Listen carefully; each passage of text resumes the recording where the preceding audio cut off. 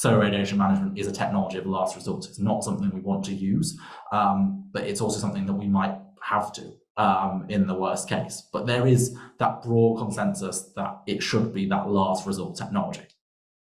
Now, the problem here is that the world simply can't wait lying down until we get to that point where we need to deploy it, if we need to deploy it, to actually define the governance structure. Whether you think it's a good idea or not, we need to avoid this kind of self-delusion and this idea of this alluring ignorance to buy into this narrative that net zero will easily be achievable by 2050. We definitely won't need it. Human ingenuity will try.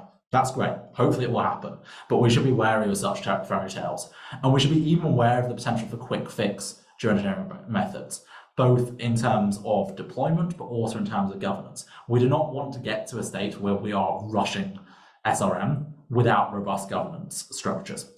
And if it's misdeployed, if it's abused, if it's misused, it may lead to, even at an early stage, even with early stage national plans, and we're beginning to see this in terms of unilateral plans by individual governments, then we might see public trust in which is already very low in solar geoengineering, even more undermined. And because of that, we need to promote a conversation on this. We've seen this with carbon removal. We've seen that you can engage the public, you can make them aware. You need to get active participation rather than just thinking that you can supply information, so an information deficit model, and move towards a participatory model where we engage public stakeholders on the conversation, on the pros and cons, and have a broad governance discussion about this. That goes beyond the UN system. It requires interdisciplinary cooperation. It requires cooperation across non-governmental stakeholders, and it also requires intergenerational cooperation as well.